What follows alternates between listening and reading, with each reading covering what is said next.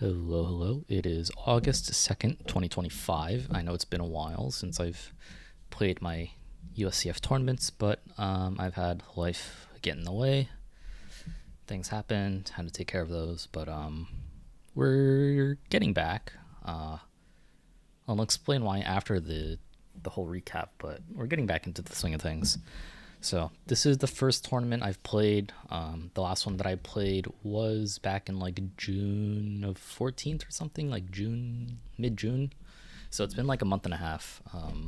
But like I said, I wanted to play more, but I just couldn't devote the time for a little bit. But yeah, here we are. We're going to get right into it. And just to kick things off with round one, I am playing Aiden Amin. I don't know if it's Amin or Amin or something else, but let's just go with Aiden. As a reminder, my current USCF rating is 1429. What it is after this event, probably not much higher, probably like 1450, but we'll see. You'll see at the end of the video because I don't even know. I just came back from it. So going into round one, I have the black pieces, and to my delight, my opponent plays d4. Now, as someone that has, well, as an adult improver, and I think a lot of people just generally feel this way, they don't really like what their response is to d4, or they don't like anything that they play against d4. Now, I'm one of those people, and I used to play the Dutch, but currently I'm playing the Nimzo Indian. I'm pairing it with the Queen's Indian, which has been getting me pretty nice positions. I'm starting to like the positions that I get. So, so we go knight f6, but then my opponent plays knight f3, and here I responded with d5. And in the moment, I was thinking, oh, against knight f3, I play d5 to not allow e4. But for some reason, my brain thought that he played knight c3, in which d5 is valid, so that, if you'll play like e6, then e4 happens, and then you have to like play this out. You can go d5, but I'm not trying to play a French. So yeah, he played knight f3, and then I for some reason thought I had to play d5. You can't really tell, but if you look really closely at the score sheet, I initially wrote knight c3 when I saw the move on the board. Like you can kind of tell, like under the cross of the F, that I wrote c3, but no, it's knight f3. So already on move 2, I messed up how I wanted to play this out. I wanted to go e6 anyway, and then he might go c4, he might go e3 anyway, or c3, or bishop f4, but then I would still be in a setup that I'm still familiar with. But with d5, I'm already on my own. Like, I don't really know how to play these, like, queen's pawn symmetrical openings, so yeah, he plays e3, so I'm like, okay, you're going into a Kali system, which is interesting. Again, I'm completely on my own, so I'm just kind of playing like regular moves. We go into like a queen's gambit kind of situation here. So bishop e7, knight c3, castle. He takes, which I thought was interesting. I'm not sure what his idea was. I could have. So what I played in the game was e takes, and I could have played. This is what I thought in my head. I'm still getting this Carlsbad structure where white has the minority attack. But I guess I could have also played, like if I played knight takes, I could have played queen takes, which now instead of a Carlsbad, I'm in a Caro structure, right? Just imagine this pawn's on c6 and maybe this bishop is like traded off somehow. Then I would be in a Caro structure, and I know how to play these positions out well enough. At least the pawn structure, but with the Kali, black or white really wants to play 95 f4, so I don't know how that would go out exactly. But at any rate, I played e takes. My opponent continues bishop d3, kind of expected, so I can't really play can't play knight e4. I went c6. Maybe I should have played bishop g4, because I know that he's going to play knight e4. So if I pin him, that's pretty good, right? And also, like, because this knight is on c3, which this is something I'm realizing as I'm talking about it and not during the game, which is pretty bad, but bishop g4 probably was the better way to go, because now there's no knight e4. And in typical Kali systems, instead of putting the knight on c3, you put it on d2. So if we go back here, usually you want to do this, and then if we follow the same moves, castle, cd, ed, bishop d3, c6, right? Or sorry, instead of c6. If you put the knight on d2, now this is less scary, because if you kick it out, right, if I take, you replace the knight, and now this knight goes to e4. And if I go here, you can just do this anyway, right? And it's fine. So I should have played bishop g4 in this situation, but I wasn't really thinking very much at all. I just played c6. So he goes knight e5, I go knight d7. You know, I should have played bishop g4 here because this bishop kind of gets stuck for most of the game. Knight d7, f4 as I kind of expected. I really want to play knight e5, or sorry, I want to play knight e4. Have I been saying this wrong? He plays knight e5, I play knight e4. I really wanted to play knight e4, but I can't, so this is kind of awkward for me. I also considered trying to fit in knight g4 at some point, but I mean, this pawn is protected, the queen sees it, so probably not going to work out. I go c5, trying to chip away at this, like, situation here, is like inverted triangle thing. But he castles, I end up taking, I play queen b6 just to pressure the pawn here. Bishop c2, obviously now with the bishop out of the way, this is protected. I go rook e8, I'm just developing, I'm like trying to figure out where am I putting this bishop. If I take here immediately, he's going to play e takes, and then my knight here, it's kind of in a bad spot, right? Because if I take right away, right, now I guess there's no Greek gift yet, but I mean, sacrifices here are coming, right? And even just the immediate queen h5 already looks really bad for black. Because if I go here, you can just sack, and you have a very easy rook lift here. And if you play, if I play g6, black can do something like queen f3, and now bishop h6 is coming, right? This is maybe an idea he can try to work towards. So maybe something like this.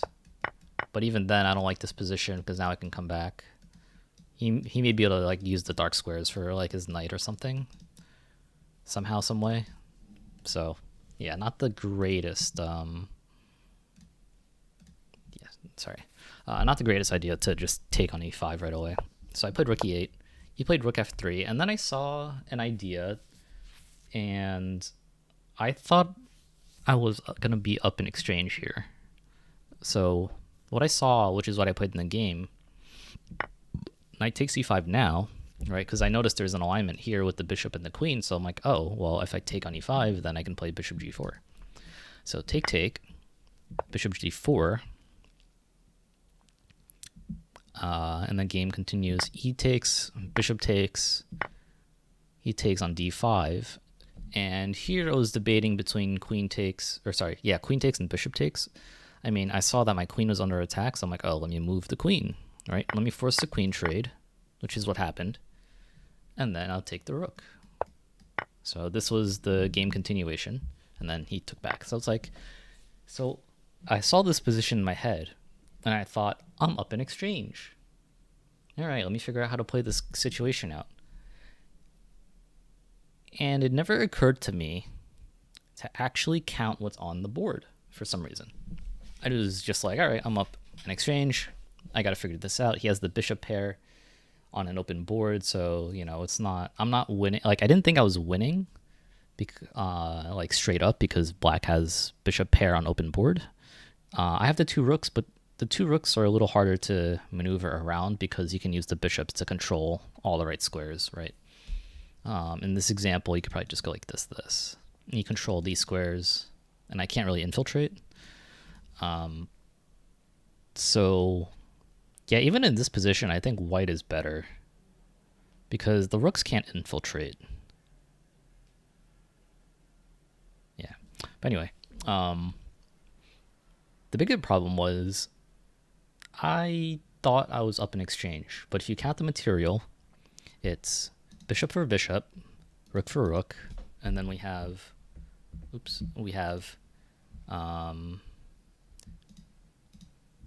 Rook for 2 pieces. So I'm not up in exchange. It's rook for 2 pieces, in which white is still probably a little better.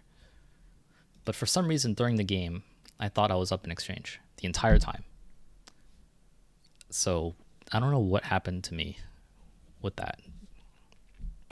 But anyway, I was like, all right, well, let me keep playing. Rook a8, bishop e4. So now this construction here is a really good construction to remember in endgames or like bishop positions, right? You can like, this is self-sufficient. You don't have to worry about anything.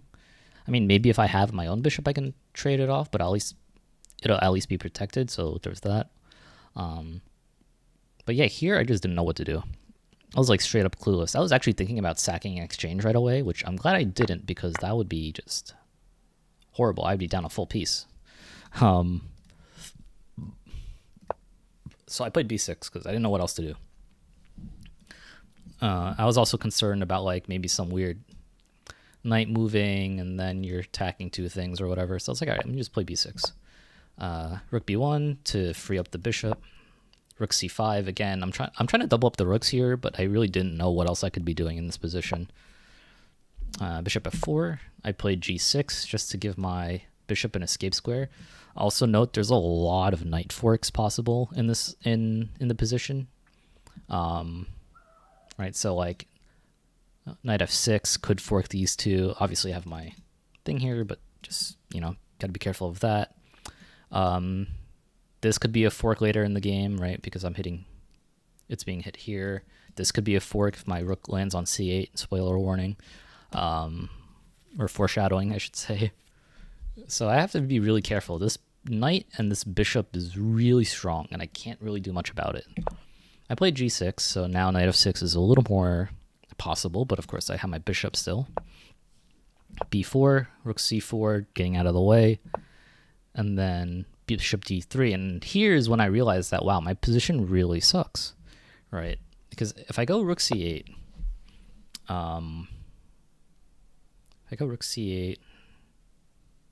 what did I see here?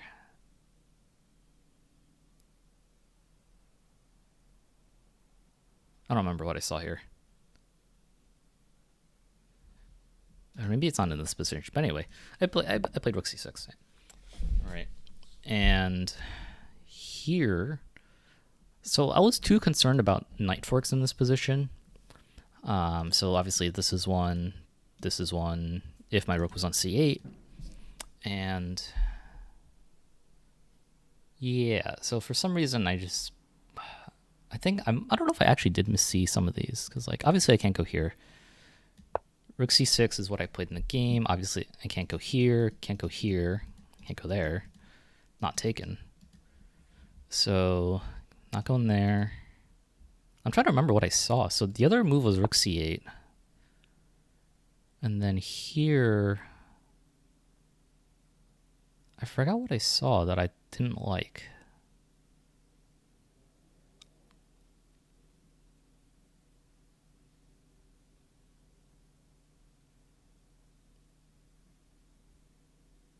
Yeah, I don't remember what I saw that I didn't like, but I didn't play this for some particular reason. I played rook c6. And then he played bishop b5, which is just gonna, win a rook. And as I kept looking at this position, I realized how bad it was, that I'm not just losing an exchange back, or not even back, but I'm not just losing an exchange, I'm just losing the full rook.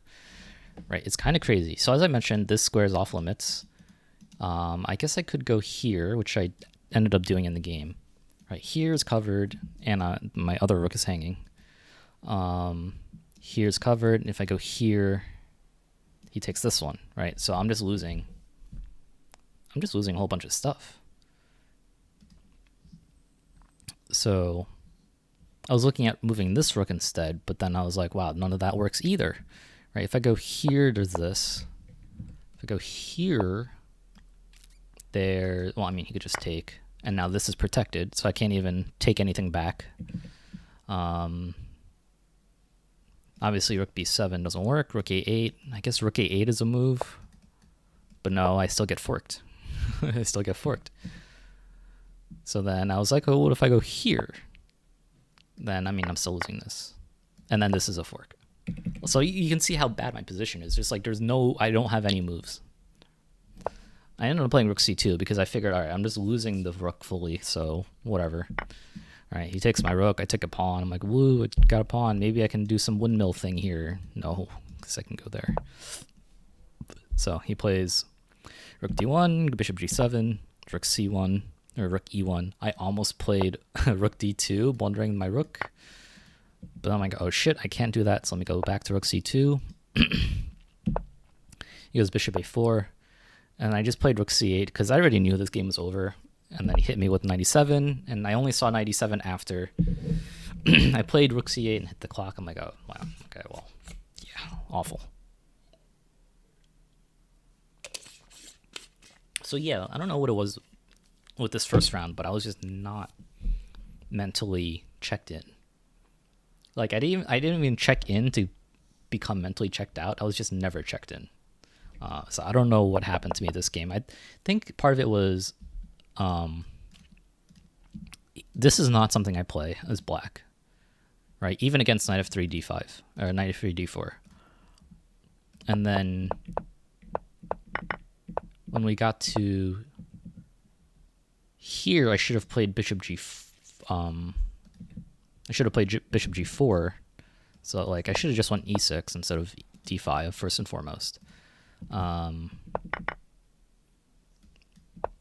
really should have played bishop g4 because this knight cannot land on f3, let alone e4, or sorry, e5. Maybe in some convoluted way, but it probably have to be like this, right? So I should have played this to stop knight e4, and then I would have had a normal Carlsbad structure. I also just totally misjudged this move, or this sequence, and go here, c5. And then I totally miscalculated this line. Right, I think I forgot to include that I'm losing my knight here in my evaluation of the position, so yeah. Pretty awful first game, but you know, it is what it is. We can go straight to game number 2 though, because there's not much more to add there. I have the white pieces this time. I am playing against Jordan Kim, rated 1319. And I'm glad to play the white pieces because I don't think I've played... No, I've played my pseudo-Catalan once, twice, 4 times. I've played it 4 times. Okay, so you know, trying to get more reps into my pseudo-Catalan OTB. So d4, knight f6, knight f3, which is funnily enough what my opponent played, except he went into a collie with e3.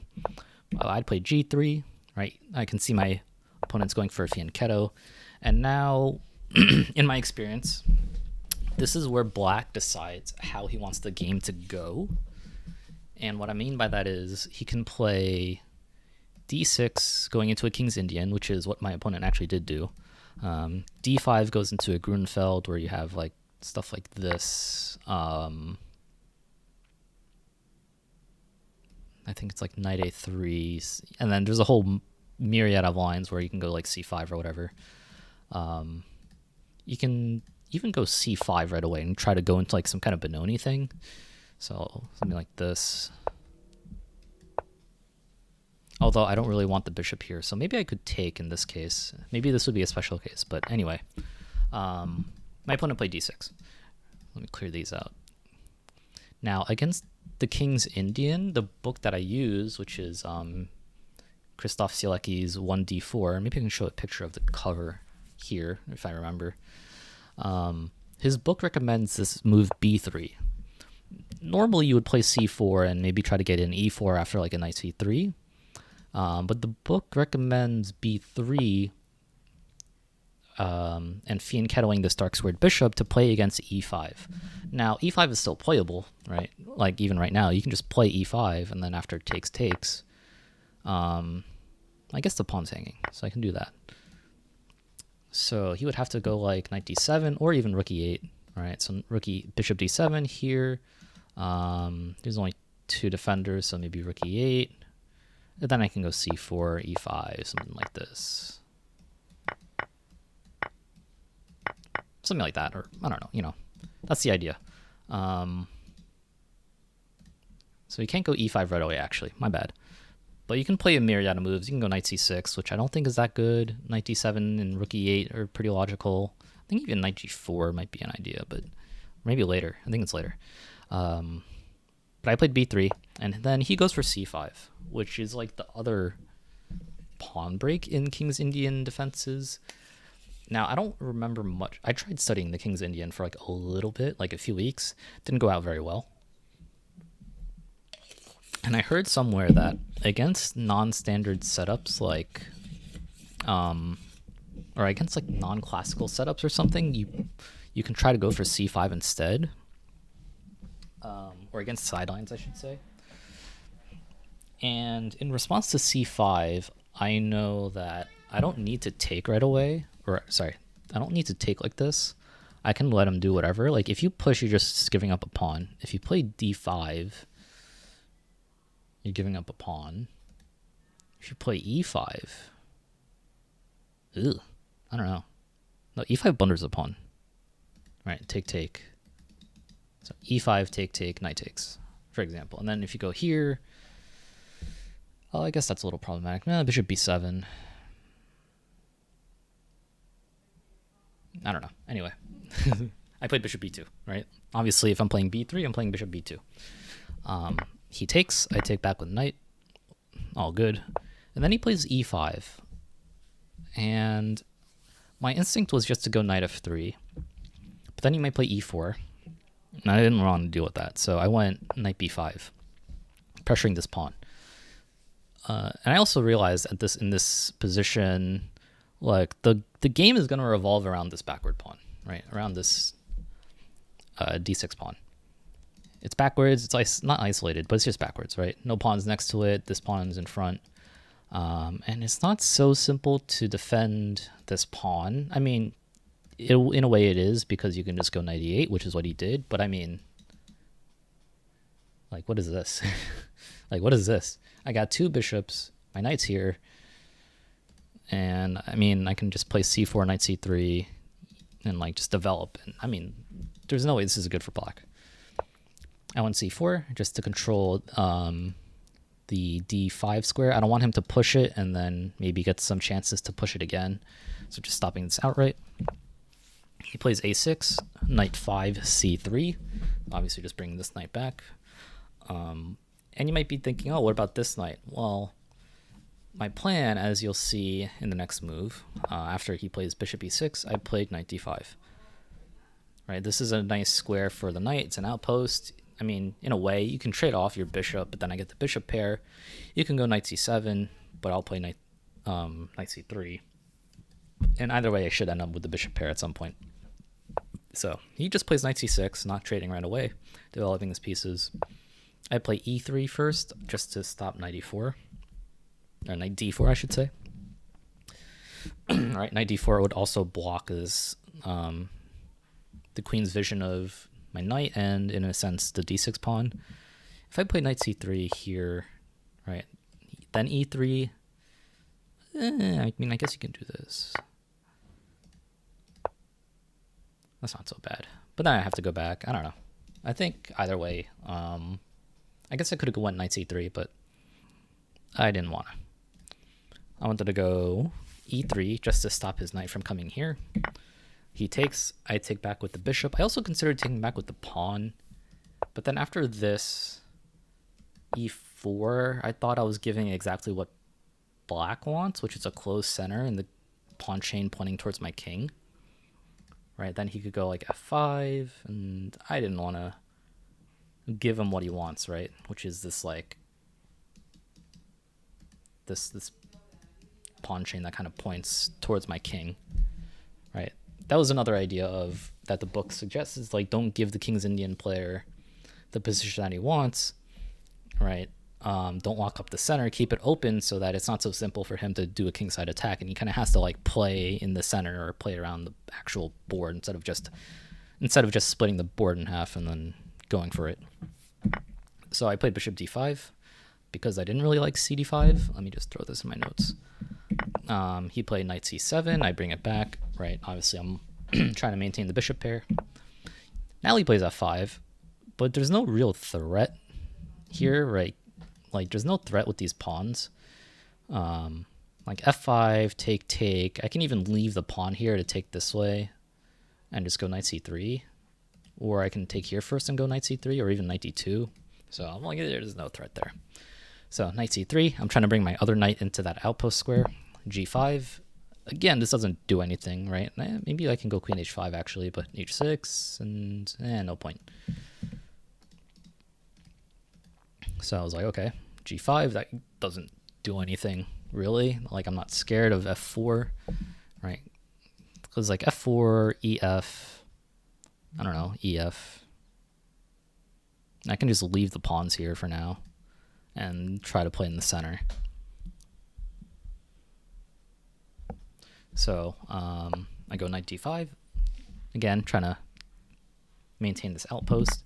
My opponent plays knight d5, and here I was considering two moves. I was considering bishop d5 and queen d5, king h8, right? And I was trying to figure out what the difference was between the two. And here, I guess this is like, I wouldn't call it a puzzle, but think about what you would take here and why. Pause the video.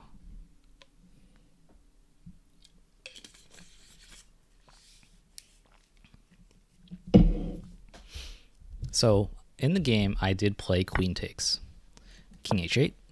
And the reason I played queen takes was that now I can double up my rook to add pressure to this d6 pawn. And how does black defend this d6 pawn? All right, like you'd probably have to go rook f6, bishop f8. Then I don't know. It just gets really awkward. I can go rook d2, rook d1. Bishop a3 is an idea. Like, I should be able to add more attackers than he can. And if I can't, I'll find a way to make something happen, right? So basically the idea of queen takes on d5 was to add pressure to this d6 pawn.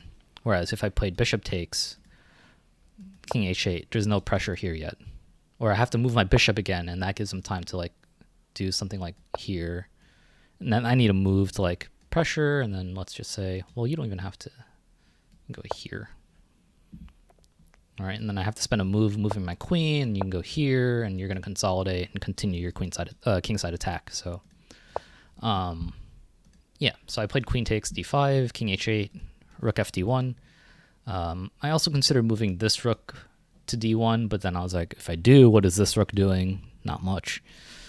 So, you know, I'd be stuck on these two squares, both of which are not particularly useful.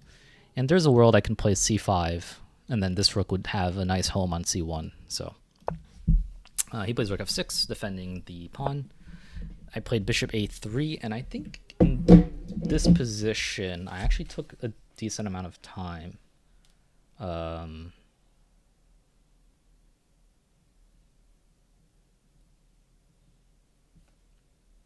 Actually, I can't tell because I didn't write how much time I had on all of my moves, but I do remember taking a decent amount of time. Oh yeah, it was in this position.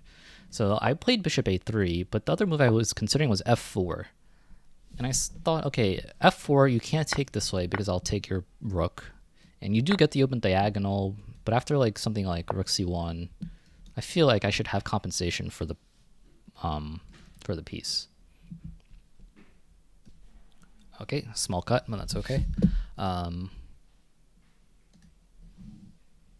Yeah, so f4, you can't play e takes because I'll play bishop takes, and I guess you have this, but this is not particularly scary. Probably just play like queen d3 or something. Or no, that one's there, so maybe something like this. Just win the pawn. Can't really go there because I'll win this one. Oh, actually, I even have this. No, that's not good. Anyway, So you can't play e takes. If you play g takes, I'll just take this way. And again, you can't play this or this because you'll lose the exchange. So I'm like, all right, f4. So I was looking at this, and I also considered, oh, well, you can't go e4 because I'll take. So I'm like, okay, so f4. Nothing seems to work for black, but black can also just do nothing, and I'm not sure I even want my pawns to engage with his pawns. I think I just want to play around this pawn, right? I don't think I need to engage in his pawn pushing over here, so I played bishop a3. It took like 3 minutes to think about it, and I figured, okay, bishop a3 is probably just better, and is a little more like consistent with the theme of my position and my plan, which is targeting d6. So queen b6 is played, and I knew what he wanted. He wanted me to take, play here, and now my bishop is pinned, and then he can add an attacker with like bishop f8. But I saw this, and I'm like, this doesn't work for you, right? So I played bishop d6 anyway, rook d8, and here the move to not get abused by this pin was queen c5. Now, why does queen c5 work? Well, if you take the queen, I take the queen. And if you take the rook, I take the rook. And now I have the open file. You can't really contest it for 2 moves. Oh, no, you can't even do that because it's not protected. So 3 moves. Well, you can't even. So, yeah, no, you can't even do that. So it's like something like this. 3 moves. 3 moves. So queen c5. So if you take the queen, I take the queen. If you take my bishop, I take your queen. And then this, I guess you could do that, and it's queen for rook and knight, but you don't have your attack. You might have an attack. You can go here, but then I'll take, and I should be able to like ravage his position, basically. All right, my queen is active. It's going to poke at all of this. It can poke at all of these pretty easily. I'll go king g2 and start defending my position this way. Yeah, so can't really take my queen.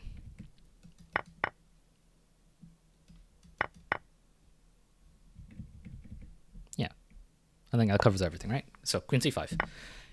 Now, I guess I should say there might be some merit to this position, actually. You know, I didn't actually see this all the way through. But visually, it looks like I should be fine, right? Because now I got to move this knight somewhere. I don't know. Here. No. There. But then I can pin. I guess if you go here, then I'll figure something out. Right, I guess I can try pushing this pawn because this is all tied down. So queen c5, bishop c5, and then he played rook e8. Obviously, if you take here, I control the file, and like we said before, like you cannot really easily get to the d file, right? You have to do something like this because this is protected, that's protected, this doesn't work. So he played rook e8, I played rook d2, very simply, doubling up, controlling the file for real. Rook g6, I assumed black wanted to try to continue his attack, but there's not really a lot of pieces left to attack with, so I was like, yeah, sure, go ahead. Rook a d1, f4, and I was like, I mean, I guess I don't really have to do anything about it, right? There's nothing to do here, because if fg, hg, fine.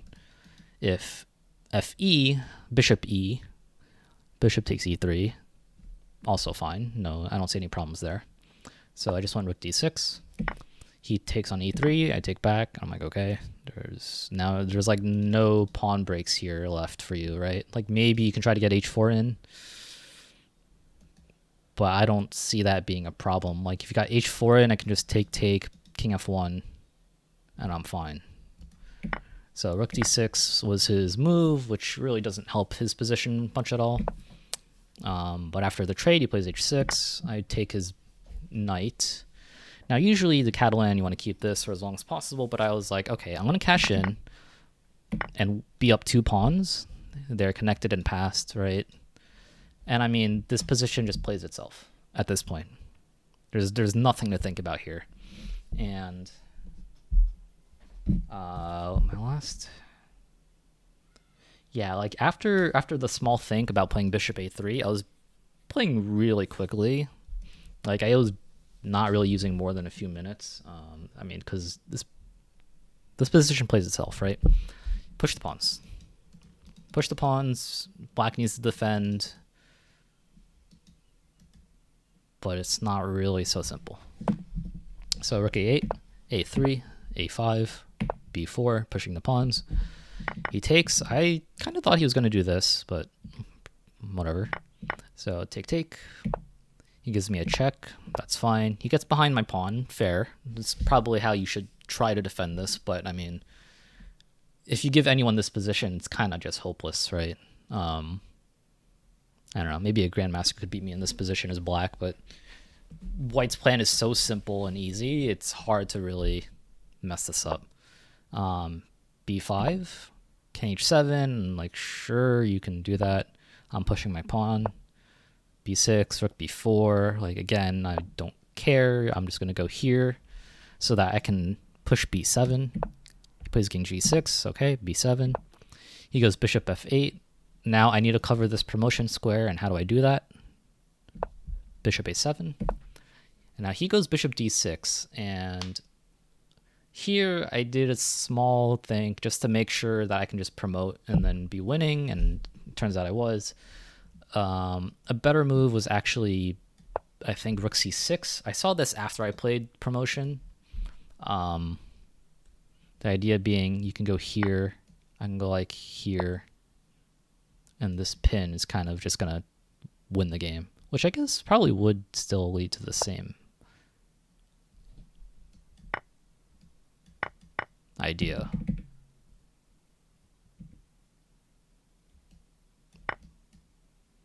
Oh no, I could take here with check first. And then after something, I can go here, c5, when we're chilling. But I played b8 queen. So take. Now I'm up a bishop and a pawn, and I mean,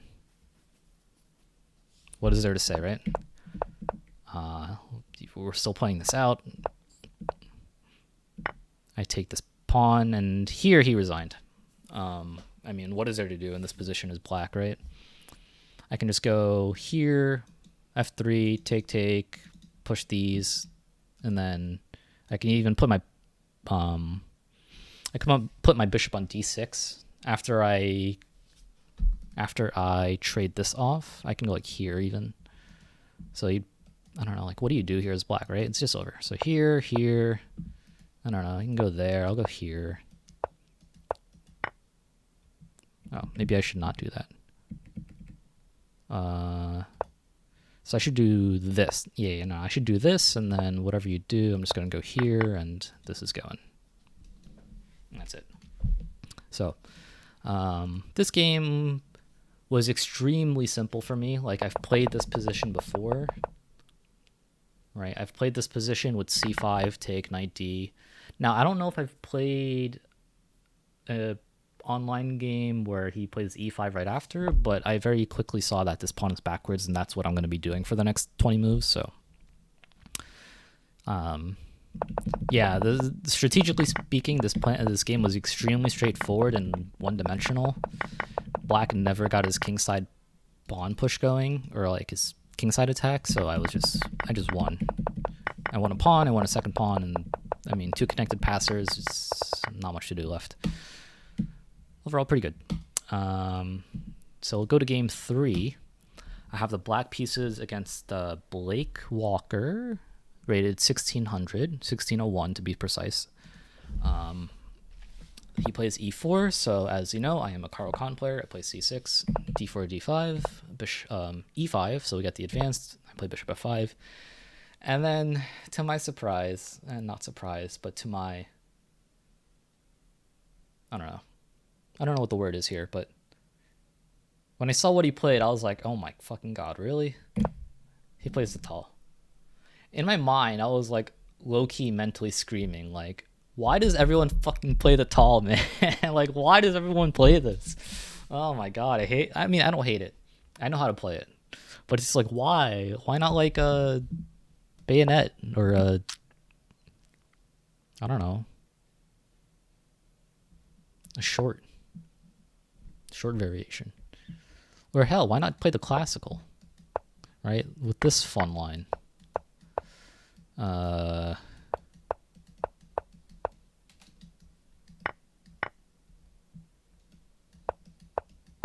Right? Why not play this line, right? Anyway, he plays the tall. H4. So I'm playing all of these moves instantly because I know, like, I've played it enough OTB that I'm like, okay, I know what to do now. Like, in my head, I'm just like smiling, laughing in the sense of like, I can't believe this guy's also playing the tall because so many goddamn people played the tall against me, and I'm over it. No one has played the true bayonet against me. If you remember in my last video, which maybe you don't, but you probably don't. One of my opponents played knight c3 then g4 instead of just like g4 right away, which I would have been happy to face because I have prep against g4, which I think I showed in the previous video. I don't remember, but I have prep against g4 because I recommended this line against someone at Brooklyn Game Night, Holly, who wanted a weapon against the Karo Khan. I was like asking like, oh, do you want something a little more positional or do you want something a little on the crazier side? My recommendation was the bayonet because I don't see it as often as the tall with h4. Right, so then you go here, here, here, and this is like the special line that I have prepared. If you go h5, you go h4, but if they don't, then you still kind of continue. You let them play e6. You go here, and then it's here, there, here, check here, there, here, there. And then if you want to take here, I'll take here, and yeah, that's the line.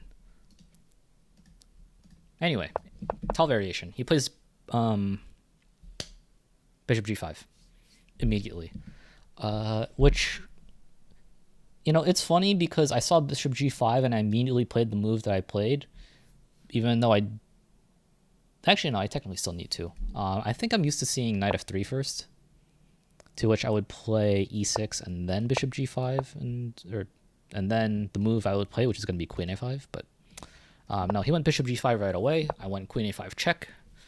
My opponent asked me after the game, like, is this a line? Like, is this actually a line? I was like, yeah. I saw it, and again, this was like a Hanging Pawns YouTube video where he shows this line off, and after I block, or after he blocks e6, bishop d3, take, I have queen a6, and if you trade, now I control c5 with my knight, and I can trade, or let's just say, I can trade this off, and I can still play c5 without needing to play like rook c8 or whatever.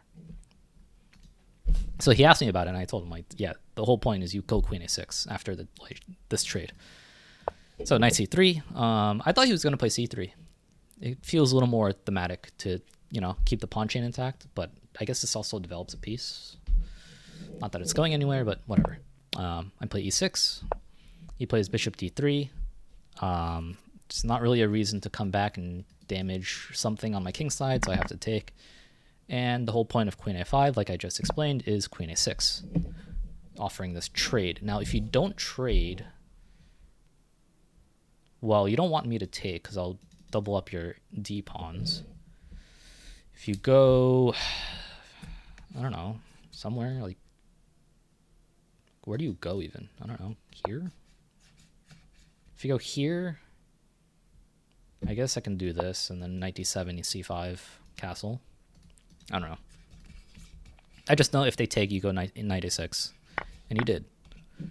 My opponent goes knight f3. Bishop e7, offering this trade. He doesn't take it, but I do. And the only reason I took it was so that I could develop my knight, instead of having to go here and then take back with the rook.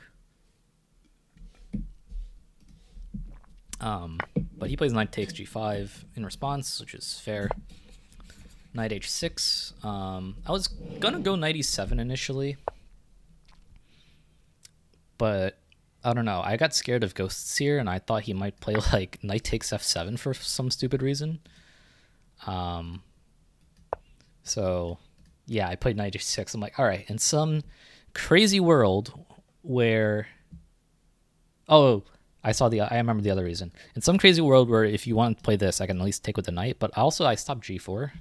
Not that you're going to play g4 anymore now that you've castled, or at least I don't think you will, but against g4 I can take with the knight and keep this pawn here. That's why I played knight h6.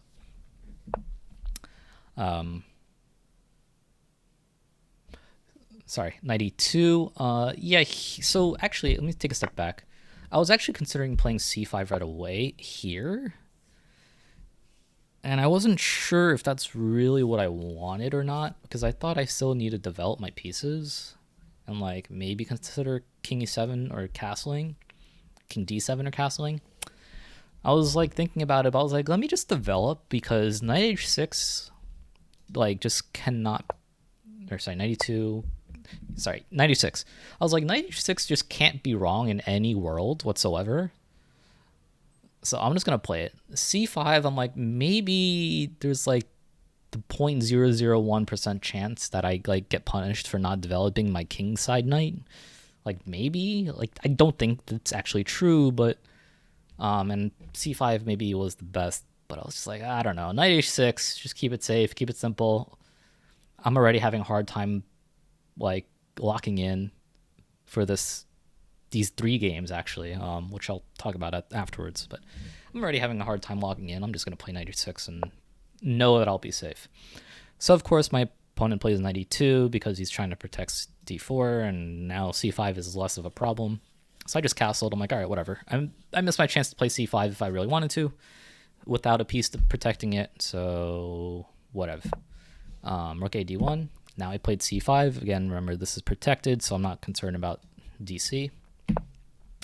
c3, knight f5, bringing my knight closer, also somewhat attacking d4, but it's protected more than enough, so whatever. Also another idea is that I'm attacking h4. g3, protecting h4, rook a c8, king g2. I didn't know what he wanted with king g2. Maybe he's just waiting for me to make a move, because I mean, all of his pieces are on good squares. It's a symmetrical pawn structure. Well, all 8 pawns are still on the board, actually. All of your pieces are on good squares. Like, maybe you could go knight f4, but I'll go g3, and this knight doesn't do much afterwards. Maybe you can like try to sack or something, but yeah, I mean, I guess all of his pieces are pretty decently placed. Maybe the rooks could be improved a little bit with like here, but might be nitpicking at this point. So I played cd4 because I already have my rook on the c file, and I was expecting c takes, you know. I assume my opponent saw that I'm going to if he plays cd, he gets he allows me to play rook c2, and then I don't know, maybe he's after rook c2 like got to protect the knight, so maybe this. But then I go here, and I mean, you can still do this and trade it all down. It's super symmetrical. I don't know. But yeah, he didn't play cd4. He played knight d4. Knight takes d4. I'm like, huh, interesting. Well, I don't want him to take me and ruin my pawn structure, isolate this pawn, and win the pawn, actually. So I'll take. And then he played rook takes. And I'm like, wow, he really wants this asymmetry. I'm like, fine. Fine by me. Now, I considered rook c4 here. And I mean,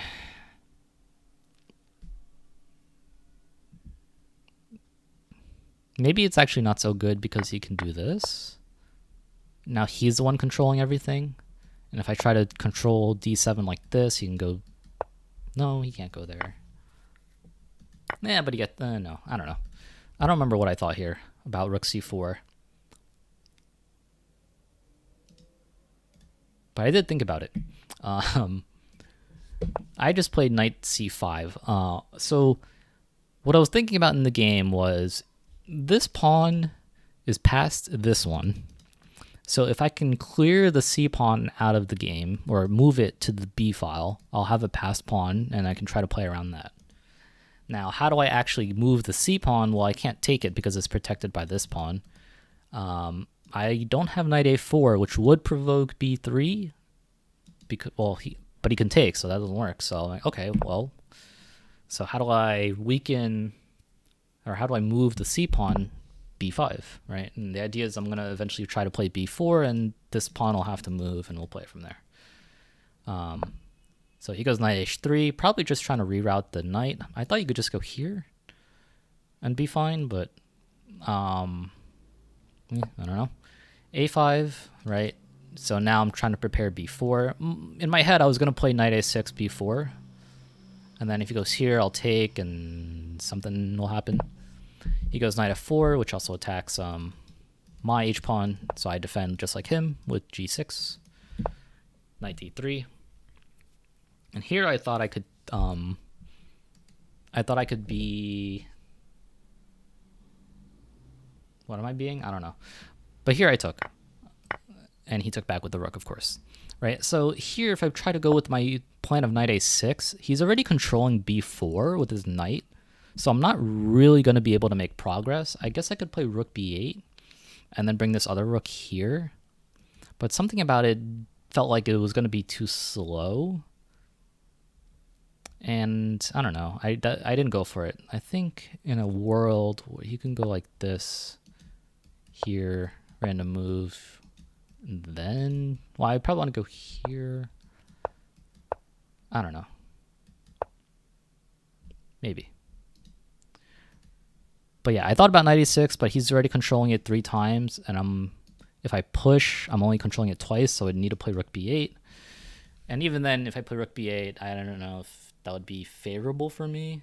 So I just went with taking and then playing rook c4. So the idea behind rook c4 is that I'm trying to double my rooks. All right. And you might be thinking, well, can't he kick you out with b3? And to that I say, yes, he can. However, if he plays b3, which he actually did, now this pawn is weak, right?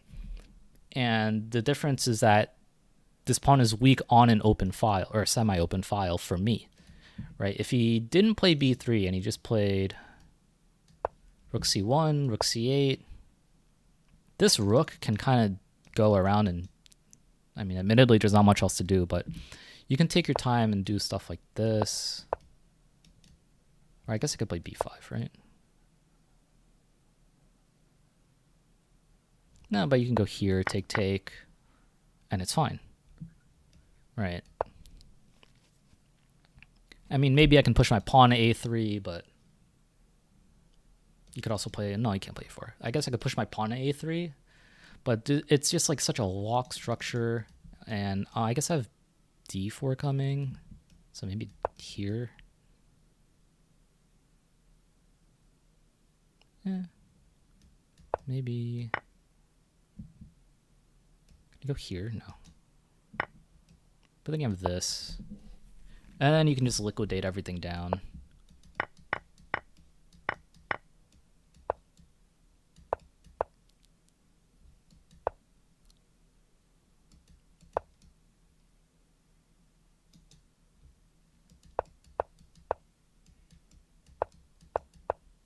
Probably a draw.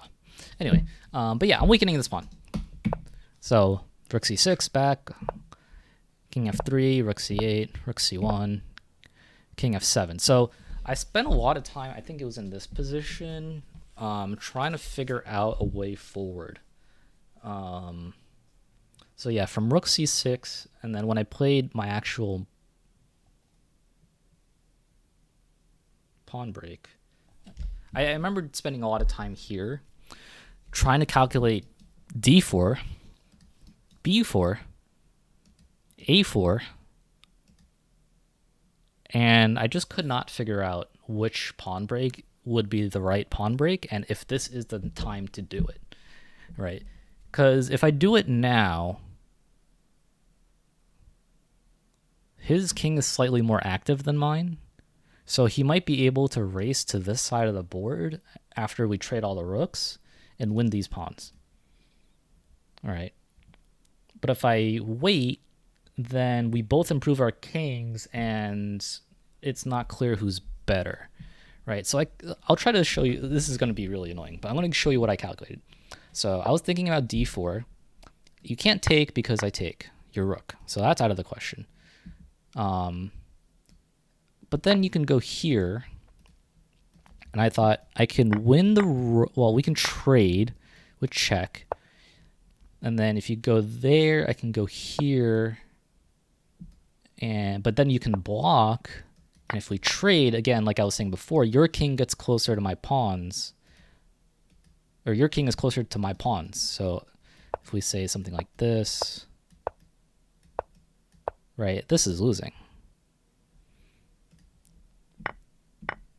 So I was like, okay, after here, you know, maybe I can go here like this, but then it gets behind my pawns.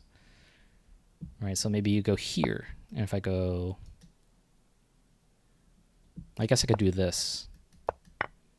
But again, his king is getting active, and I wasn't a fan of that. I guess I could try to break here.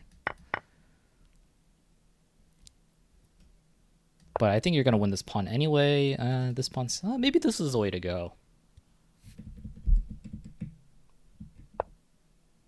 Okay, so maybe you have to go here to defend this pawn. And I mean, who's better here? Maybe it is me. I still feel like this is a draw, though. Like, I think it's holdable. Right, so you probably have to go like f4. Something like this. Oh, maybe this was better for me. Oh, okay, so maybe d4 did work, but I didn't see it all the way through or clearly enough. I also calculated b4. Again, you can't take because I take your rook.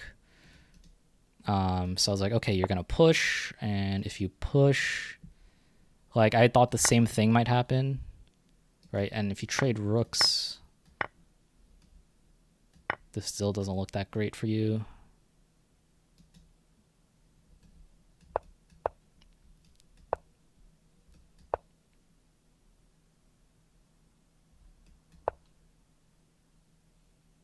I don't know. Maybe I totally misevaluated everything. But then I also was like, okay, what if you just don't do anything with this pawn? Just move your king over. It's like, am I winning the pawn? Like, I guess I can win the pawn, but I can go here. Right, and you'll be able to win everything and then come here faster. And then same thing with a4. I'm like, if you take, I don't see this as an improvement to the position, really. If you push, I have a3, but I don't know how useful the pawn is here. And this doesn't really change anything over here. I guess maybe now I can go d4, right? So maybe here. I can go here. And then I guess this pawn would be weak. And also my king's way over here, so this doesn't look right either. So I was trying to figure all this out. It's so much easier to just like show it on the board and then be like, this was correct. You know, trying to figure all of this out. And let me pull up desktop real quick, right? Trying to figure out all of this in your head. And I had about like 10 minutes left, or maybe 8.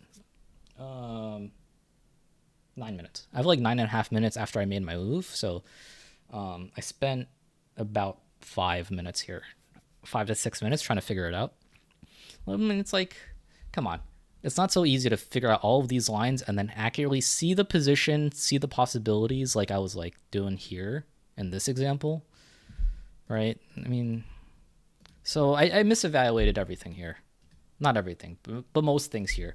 The lines that I did manage to see, I vaguely saw that his king is more active, will get to my queenside pawns and win them before my king can get there, and then I would be losing. Right? That was the only conclusion I was able to get to in this mess. So because of that, I played king f8. So I didn't play any pawn breaks. And I always thought, okay, let me just improve every single piece that I have, and the king is a piece in the endgame. Let me just improve every single piece that I have to its maximum potential, and then I'll make the pawn break. And the thing is, so after he played king e3, king e7, king d4. So the thing is, as well, is that white can lock up these 4 pawns, or these pawns, by playing f4. Now, there's probably a way to make a breakthrough happen.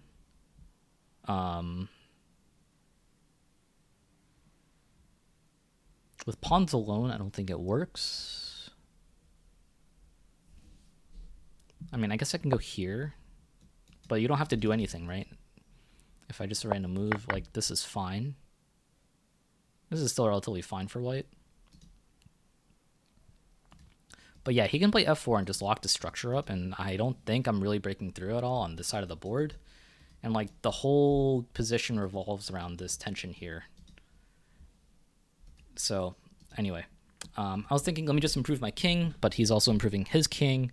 And then I went b4, and I was like, you know what, I'm going for it. b4. He plays f4. Similar ideas as previously, like you can't take here because I'll take the rook. If you push, I don't know how much better this really is. Well, that just doesn't work. So against this, you can go, I don't know.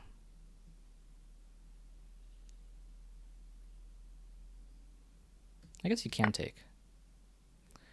I saw this, and I saw I had the 2-on-1 here, but this rook is also like kind of defending everything, so I can't even go here, because I'll take and then take.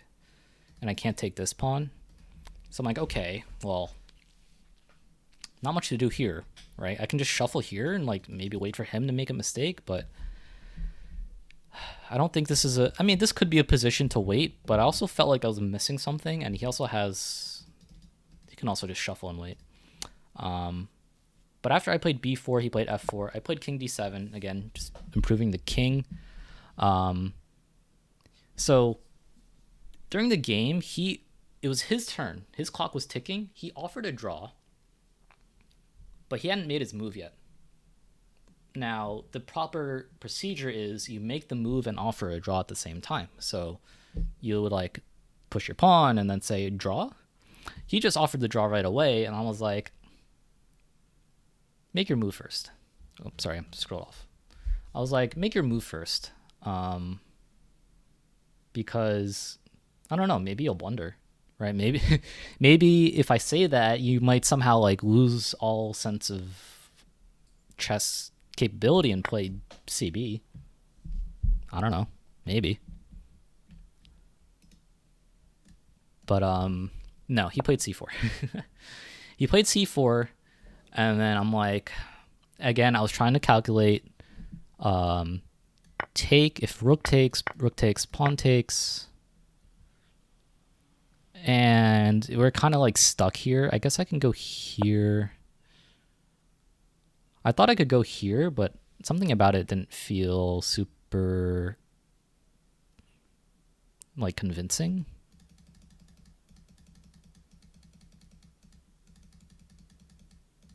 Like, you can probably just wait. And I'm not really going to be able to push these pawns because I'll lose it to the rook here. But I don't know, maybe there is a way. Maybe something like this. Well, no, the rook's hanging, or the pawn's hanging, so something like this. Go here. Check. Doesn't do anything, right? And I'm just losing a pawn. So, in this position, I was trying to figure out if DC really worked, and yeah, I accepted his draw offer.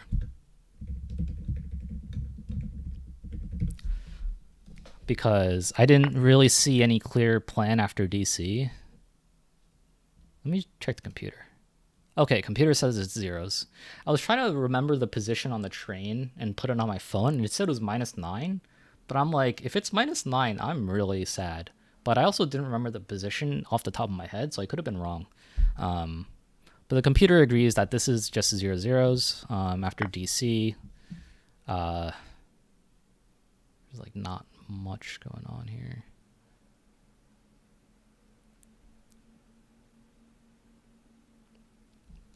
All right, so it was a draw. Computer says it's a draw. Would have it been a draw if we played it out? Maybe, maybe not. I might have messed it up at some point, to be honest, because my rook endgames are really bad, which is not a good thing to say, but they are, and, you know, whatever. So I thought about it. I'm like, I don't see anything after DC, so I'm just going to accept his draw offer. And that was that.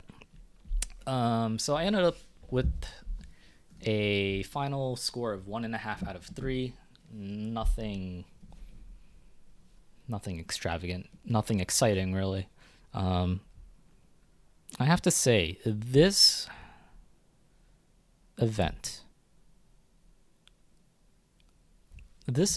I've never felt so apathetic and careless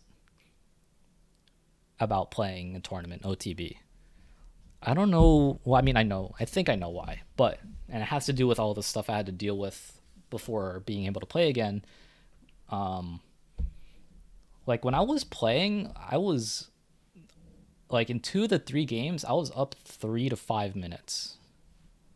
Now, part of it is just knowing the opening theory, but the other part of it was just like I was just making moves a lot of the time that looked normal. And granted, some of the positions were normal, like the tall game, which I'll come back here.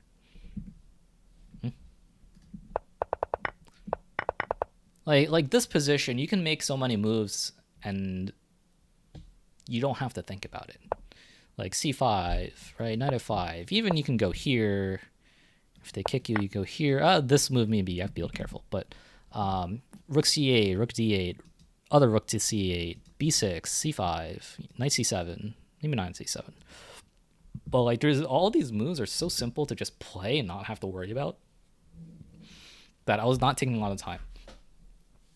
But moreover, like I wasn't locked in the sense that I wasn't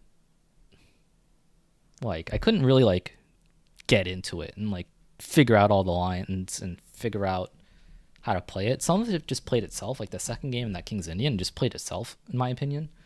But I just like could not get myself motivated to be excited, or like I couldn't get myself to be excited about the position to like really figure out what's going on, what are the ideas and all that crap. I was just making moves and I was like, yeah, whatever. So yeah, it was kind of rough in that sense. It was rough in that sense where it was just like I just didn't really care about like making the best moves possible. I was just playing like, yeah, it's fine, whatever, sure, that works, it's fine. Which, you know, I think it's fine. Like I still played okay. Maybe not the first game because I threw myself out of book on move 2. But we'll see how it goes. We'll see how the next tournament goes. I'm going to try to play these every week, but I don't know if I can. But yeah, rating update will be here whenever I see it. I'm anticipating, like, mark my words here, I am predicting 1456. 1456, that's my prediction. How right am I? Anyway, thanks for watching. Like the video if you liked the video, and we'll see you next time.